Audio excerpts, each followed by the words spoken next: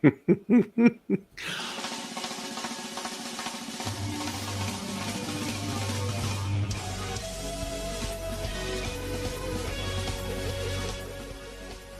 everybody.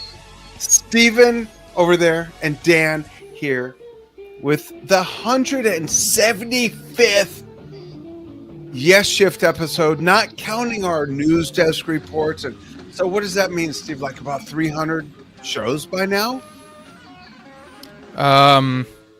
Possibly less than that, but I've stopped like trying to like count the total anyway, so it's like it's whatever, you know. I can't count beyond 20, so there you go. But yeah, folks, we have a very special episode here that we want to give a huge nod to, like a bobblehead or that chihuahua in the back of a 66 Chevy back window.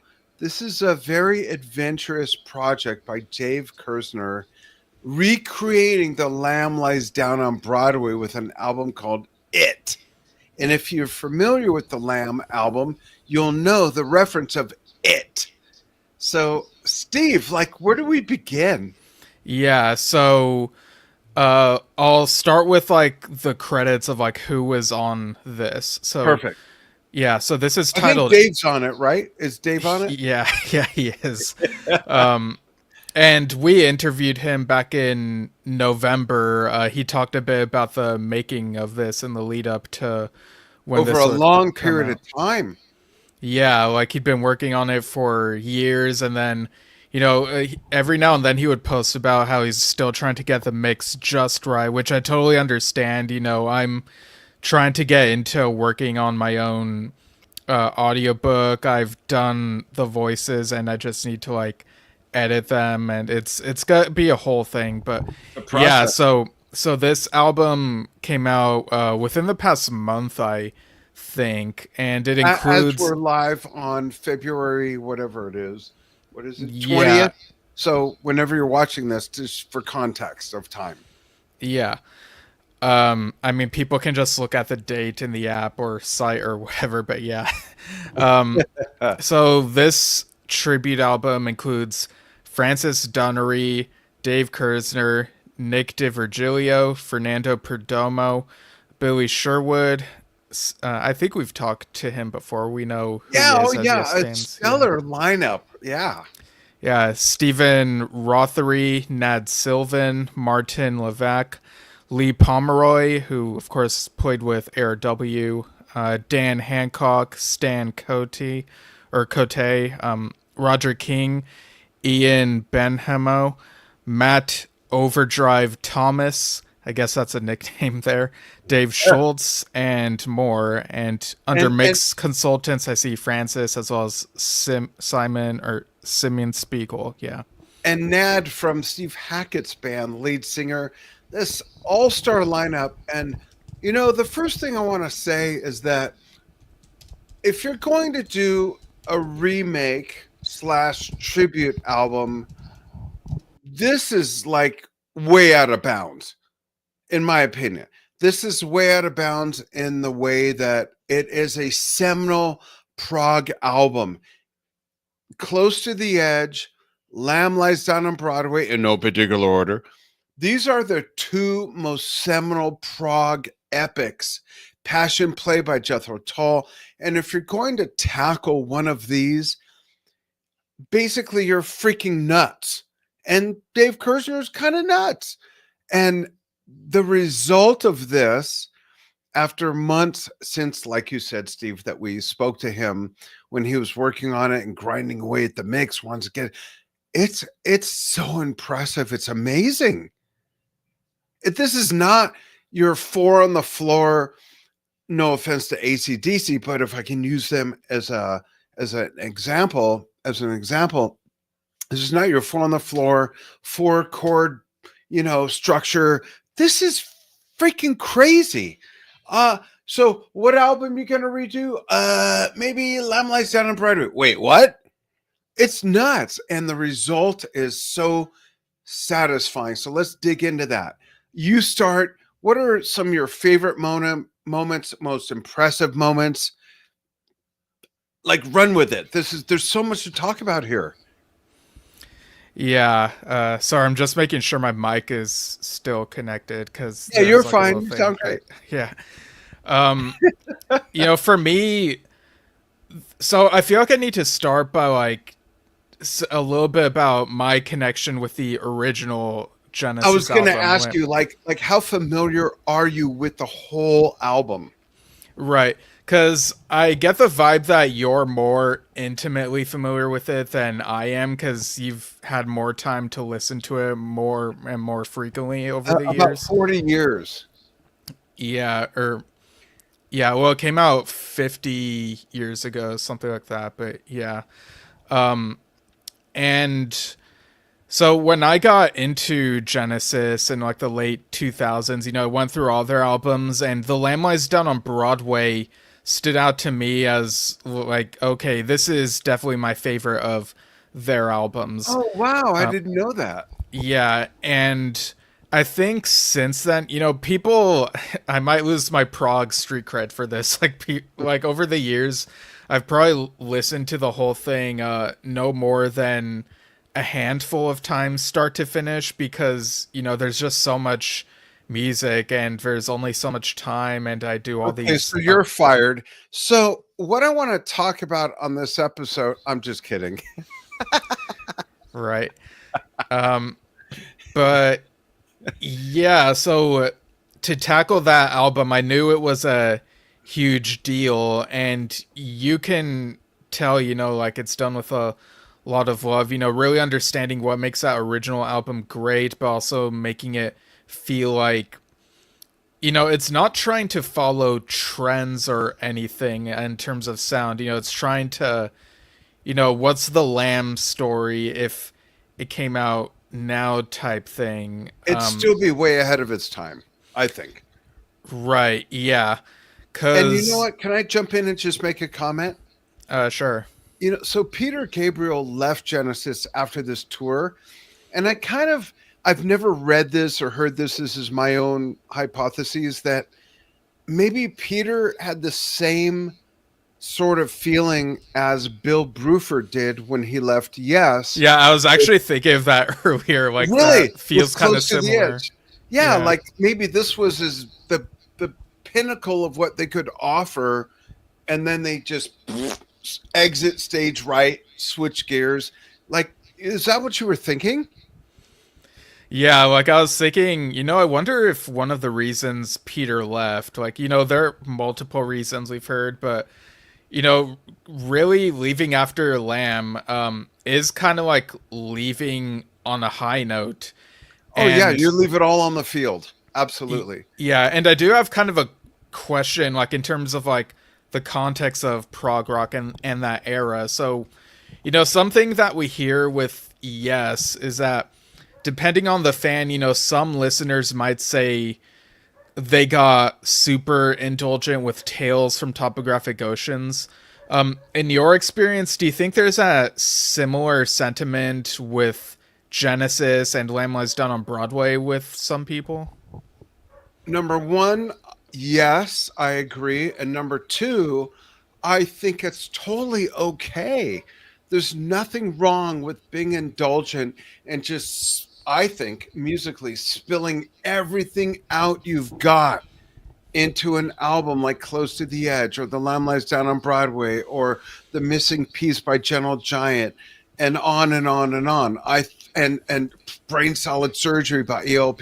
I think there's nothing wrong with that, to acknowledge that it was self-indulgent. Let's take everything we know how to do, everything we're great at, and just blurp it out on one album. So I don't take it as a negative, but I do agree that that could be the sentiment. Yeah. And like all that being said, among prog fans and fans of the band, those albums are huge favorites. I see Bo Greasy saying "It Is Here, It Is Now." So yeah, the album It is is finally here. out. It He is is here. now. A little side tangent. I saw like a a recent quote from Bill saying that the reason that there were like those solo songs on Fragile is that they didn't have enough like full material, and so an idea was thrown out that like, okay, let's get each person to say what they'd like the rest of the band to try out like instrumentally, and then a few of them just ended up being solo pieces. So that's kind of a fun little It wrinkle there. is. It's even more fun when you consider the album that came out next, Closer to Yeah, the yeah. Edge, that defined, yes, defined prog. That's totally fair to say, no matter whether you're a Pink Floyd fan, ELP, Gentle Giant, you know, yes, Genesis, whatever. That album defined prog and still does. Like if someone landed from Mars, Venus, Mercury, whatever, and said, "What's prog?" That's the album I'm putting on. Yeah. But kind of along the lines of some of the things that happen in Prague is, when you go to the live setting, you embellish a bit more, expand certain things. So I think there are some of those inspirations on this album. Maybe certain tracks there are things that were inspired by live interpretations of some of these songs. Absolutely. That's a good observation. So, first of all, here's a few things I have to say about the album. We know that Dave, he told us, took a painstaking amount of time to get it right and do the mix. Because if you're going to do an album like that, you you don't want, and people will nitpick, and you don't want them to flog it for something you missed. So I totally respect that. What I did was I first listened to The Lamb Lies Down on Broadway, the opening track, and the artistic license that Dave took in the intro to that. I don't want to give too much away, but the long extended artistic license almost sums up the whole album in that bit. But then I skipped to my favorite track of that entire scenario, which is The Valley of Slipperman. And there's so much work that went into this. It's impossible to not respect it for what it is, because if you're going to do, like I said, an album like this Brain Salad Surgery, I'm going to remake Brain Salad Surgery, Close to the Edge. I'm going to it's like, what? This is a double album in 1974 that's one epic, one story, and Dave decided, oh, I'm going to recreate it with Tony Banks keyboard. I mean, it's so off the wall, and it's so good. It really is. Yeah, and getting those sounds, like, it really does feel authentic. So I feel like if I were, my listening habits have changed. Like, I feel like a few years ago, if this had come out, I would have re-listened to the original Lamb Lies Down on Broadway right before and then gone straight into this. But given, like, my schedule and everything, I'm like, okay, that's not happening. I don't want to feel burnt out. So on the music. So, I sat down and listened to this, and I'll show the cover again for anyone who hasn't Yeah, seen it. the So this cover's is, great, by the way. yeah, So, for those of you not familiar with the album, it is the closing track, and it's one of my favorites, by the way.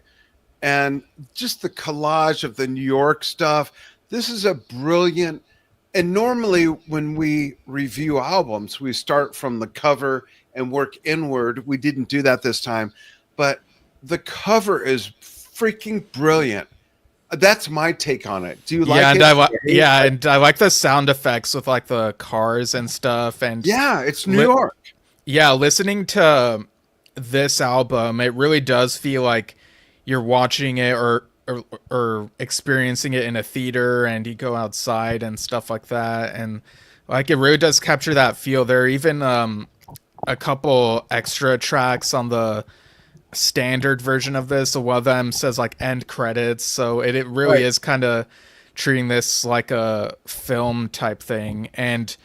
Uh and so there are a couple different versions of this over at sonicelements.bandcamp.com. One of them has like 21 bonus tracks, and that's really cool because there are demos and alternate instrumental versions. And the funny thing is, when I think of the word demo, I think of like, A you run know through? Yeah, like something that feels not very refined. I'm so used to Right. listening to some of the demos from Yes and other bands where it's like, okay, you only have like a couple of the instruments and it's not it mix. It's really And then rough. you wonder how they even got to the finished product. Yeah, whereas some of these bonus tracks feel like they could very well have just been on the standard version of the album, and they just sound That so good, well that's a big produced. testament. Absolutely. Yeah, and I like the the evil jam, how like the twists and turns that goes into. So since you're more familiar with the original Lamb, like what were you expecting in terms of how different it would be, and how did it live up to those expectations, or was it a bit closer than you, I guess, expected? That's a great question. And honestly, even though we talked to Dave about this, I really didn't know what to expect.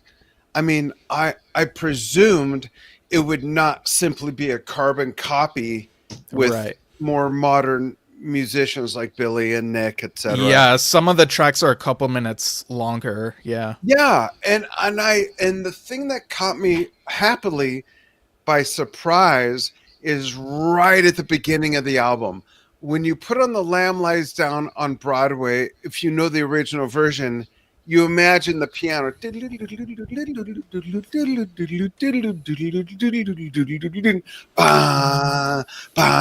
But there's this whole, I don't want to spoil it, but there's this whole montage of where Dave took some really brilliant artistic license, and he's got this montage of other sounds and music, and it builds up and you hear traces of what you think you know, and then it finally morphs into that.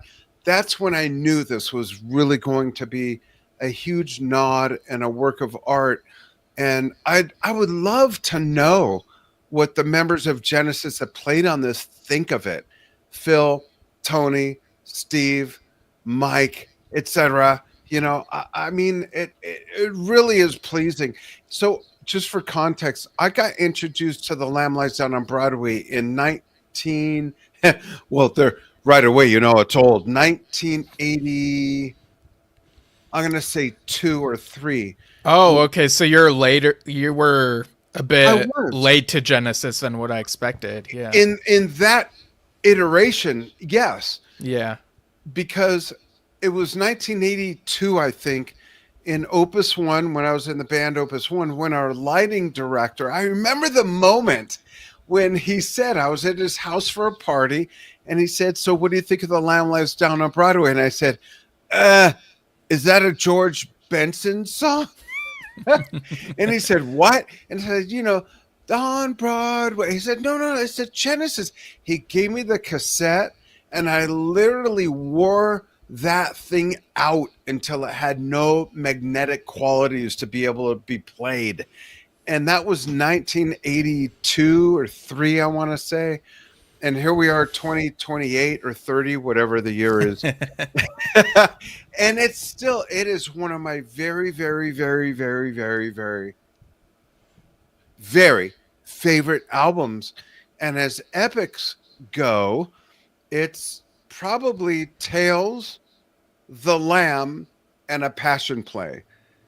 If Mm. I mean, it's so beautiful, and it's a story, and it's so I had very high expectations. But when I first put it on yesterday and I heard that musical montage that Dave took creative license to before the part of The Lamb Lies Down on Broadway that we recognize, at first I was kind of like, what the F word is this going on? But I said, okay, just listen. And there was all this stuff. And I'm like, this is great. I almost forgot what it was until then you hear the part you recognize. It morphs into that. Uh, I don't toss this word around a lot. It's a brilliant rendition, remake, work of art to an album that I would have never imagined someone could make a complimentary version to. You know what I mean? Like if you take Close to the Edge, Lamb Lies Down on Broadway, Dark Side of the Moon.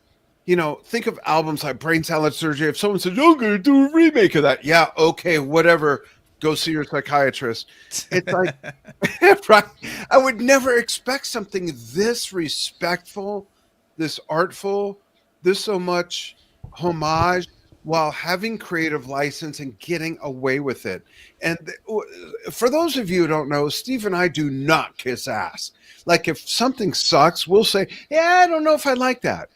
But this is truly something that got a lot of attention to detail, yet embodies someone else's interpretation without it becoming something else, is the way I would describe it. I Yeah, don't know it was a mouthful, but those are my thoughts. yeah. Like I'm sure the more diehard Genesis fans can like pick out like all the differences and I stuff, think there'll but be no middle ground to what you're saying. I think they'll either love it the way I'm saying, or they'll say, "This is blasphemy," or, all the troll bullshit that goes on, right? yeah, well, while I remember my sentence I was in the middle of, Sorry. um, so, um, oh, geez.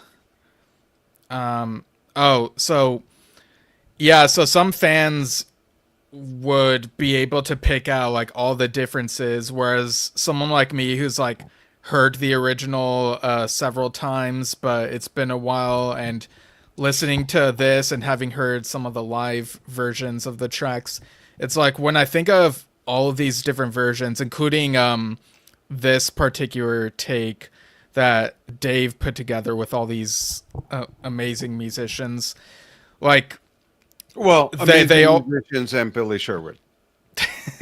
no, yeah, Billy's one of them. He's amazing, but yeah, like they all feel like the same story to me. It's like I'm kind of on a Spider-Man kick right now because of the new show, but it's kind of like when there are all these different versions of Spider-Man that each have their own continuity but some similar story beats, but if you squint it's like they're all Spider-Man, and all these different versions, this tribute album, the live versions and the original version, they all feel like the lamb lies down Yeah, on Broadway. absolutely. And for people who haven't heard this, that are or are not familiar with the original album, I encourage you to listen to the original album first, then buy this with the bonus tracks and measure it and see which fits your taste, because they are different. But being that they're different, it doesn't mean that it takes away from the nod to that amazing album. It's just an incredible undertaking. I don't know if Yeah. anyone's done something like this, to be honest with you. Yeah, and it might take a couple of sittings. I listened to like the standard tracks up to the Lamb Lies Down credits, and then listen to the bonus tracks the next day. Yeah. And there's also a Light Dies Down reprise, so I think that Yeah. also adds to like the theatrical feel of it, and adding stuff to it. So I don't know if you know this, Steve. We've never talked about it, but did you know that for years and years, on and off, there's been talks by Genesis to Oh yeah, create of a making motion a picture? movie. Yeah. And Yeah, I would I love to remember you see mentioning that. that once. Yeah. Yeah, if you look at The Wall by Pink Floyd and them turning that into a motion picture, it proves that that works. It's not a concert film. Same thing with Right. Quadrophenia by The Who. I would love to see this. And, I hate to say this, but they're all getting older. They're in their mid to late 70s. If you're going to do it, do it. Like, do it now. License it to someone. Like, what filmmaker would you like to see do that? Ooh, that's really tough because I've seen some musical films. I do have my favorites. Um, Wicked is a recent one, but even then, I feel like I still can't predict who would be able to bring this to life with the right amount of reverence, um, And and integrity to the yeah, album and the story. and the right people involved. So I don't know. It's almost like I would be very curious to see it made, but it could also feel like a be careful what you wish for type thing. So like I don't know. I don't know. I would go. I have two in mind, and they're Okay. at the opposite spectrums of filmmaking. Martin Scorsese on Oh one wow. end, and Jack Black on the other. And you Mm. know who I see as Rail, possibly, and he's a little too. And this is not a racist comment, folks. So don't even go there. But Shia LaBeouf as Rail. I mean, he's had his stuff going on, so I don't know. I'd have to like look into That's like true. what's been up with him. Yeah, I don't know who else. I don't know. Maybe some young, undiscovered, unfeatured A-list actor or even actress. What if Rail was a female? Mm. I could go for Yeah. that. Yeah, I mean, I'd be fine with that. Like I know the purists would like not be into that, but I mean, it's based on an album. It's yeah, I don't know. Like I feel like adaptation can be fluid in some senses. Absolutely. Um, it's more to me about the story and the translation of it in filmmaking, not who Right. plays the part. That's secondary, if not tertiary. Yeah. So, I mean, who knows? It could happen, and if it happens, we'd at least see like, okay, that's how it turned out, and then we'd have like our verdict on whether we liked how it turned out. Yeah, absolutely. I would love to see that come to fruition. And maybe by Dave and company doing this album will spark that coming to fruition, whether with Genesis or without. Yeah, maybe. I mean, they Could be need a their domino blessing. effect. Yeah. Yeah, yeah. They need domino, no pun intended by Genesis, but they need their blessing and licensing. But if someone just took it and ran with it, I would love to see this as a film. It's a great story. It's pretty Yeah. intense. Riding the Scree, Valley of Slippermen. Just there's so many weird things that go on in the story. They're depicted so vividly, just like a radio show with just audio, that I'd love to see it come to life visually. So, would you want it to be, something that includes all of the songs, or do you think Yeah, that they? e- Okay. So every you bit. want it to be more like Tommy than like, or Yeah. do you want like talking in between the songs, or? Oh, that's a great question. So the way Rick Wakeman did Live at Hampton Court with Six Wives, and there was narration between every song. Possibly, if it's done right, to kind of set Mhm. up, maybe not every song, but to set up the next chapter. Okay, That cause could be interesting. I would pick Patrick Stewart. yeah, he'd be great. Yeah, cause funny enough, I think I listened to Patrick Stewart and Phil Collins's memoirs on audio like back to back last year or something. But Interesting. yeah, when I watched the Quadrophenia movie, I was quite surprised that it wasn't just the songs like how Tommy was. It had like more acting and like talking in between. So It's a story, the yeah, rockers and the mods.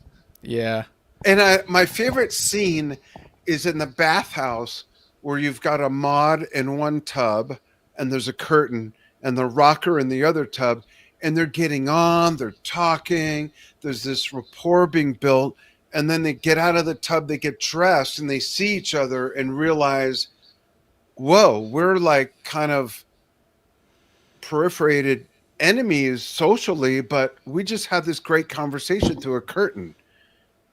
mm. That's my favorite part of. Do you remember that, Steve? Yeah. Sorry, I'm reading this comment from Seth Mackenzie Long who suggests labyrinth style, like Jim Henson's Labyrinth, I guess, because he mentions with Land of Confusion dolls. Ooh, Like, oh boy, Muppet style Lamb Lies Down on Broadway. I'd be down for that. Absolutely, bring Okra back in from Dark Crystal. Yeah. She could Oh, be one Agra. the Yeah.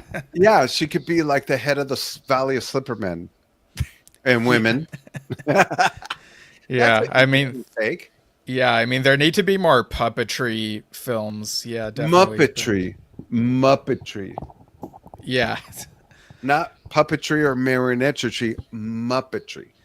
I mean, I do want more marionette stuff, like the Jerry Anderson type stuff, but that's the whole thing. Yeah. Yeah, I feel like I've only skimmed the surface of this album, and I like all albums that I'm in love with. I really want to just like almost overplay it, let it really sink in, because then you discover the nuances. And when it's if I could use the term, I hope Dave's not offended, the tribute album sort of motif or model, you notice more and more attentions to detail and all those things, and that's what I'm looking for. Not There's no point in doing a tribute album that sounds just like what you're paying tribute to. There's no reason for that. But where Dave took artistic license, I want to hear his interpretation with the guys that he had on the album, and I want that to soak in some more. It's going to take some time to do that. It's Yeah. not one song; it's a double freaking album. Yeah, or triple if you include the bonus stuff, probably. Right. But Right. yeah, like with today's technology, they're not confined by the vinyl sides and all that. Exactly. Do you have a and favorite piece? um, I mentioned mine. yeah, Valley of Slipperman, Colony of Slipperman. I keep saying Valley. It's Colony of yeah, Slipperman. Diddly diddly diddly yeah. Colony of the diddly. Slippermen definitely is one of them, and Carpet Crawlers really had something to it, like this version of it. Yeah. Um, The and crawlers cover the floor. yeah, and the well, I guess on here it's the penultimate track, and of course the opening track, like just tells you what you're in for. So what do you But think of that intro? yeah, I thought it was very proggy, and it really welcomes you into this world. It felt very cinematic to me. Yeah, definitely. That's the same adjective I would use. And like when he worked on the Yes tribute album several years ago, one of the appeals of that was like being like, okay, let's see each of these names that we know do their interpretation of these songs. But here it's like they sort of blend into this ball of stuff that is The Lamb Lies Down on Broadway and sort of merge with it into like the crystal that it is, if that makes sense. Absolutely. Yeah. And how long do you remember Dave spent on this? 3 years or something like that? I think it was longer than that. Yeah. Maybe it might have even been like since the early 2010s. Folks, watch our interview with him from 3 months ago. I'll like Yeah, link that in the maybe chat. later you'll Yeah. put the link in here with a note, because we talked to Dave while it was in progress, and he was halfway, my interpretation, he was halfway between pulling his hair out working on this, but at the same time, like a chemist, thoughtfully, methodically kind of mixing things together to make it just right, but at the same time just going out of his mind to do it.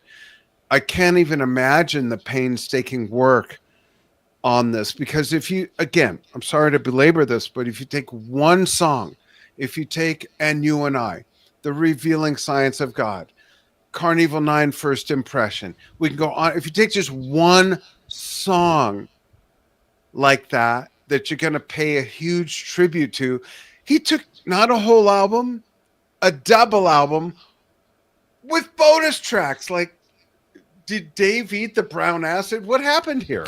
It's such a undertaking of devotion, and that's what I respect the most out of it. It could totally suck. It doesn't. It could totally suck, and I'd say, man, the amount of work ethic that went into this is commendable on its own. That's the thing. Yeah. Sorry, I was trying to think of a follow-up to that, but then I was like, I don't know. Tell your best fart joke. Oh, I've evolved beyond fart jokes. I don't do I that haven't. type of humor anymore. Okay, hey, put my finger. Oh, just kidding. But seriously, Dave, if you're watching, Billy, Nick, everybody else. Really an amazing piece of work 50 years after the fact.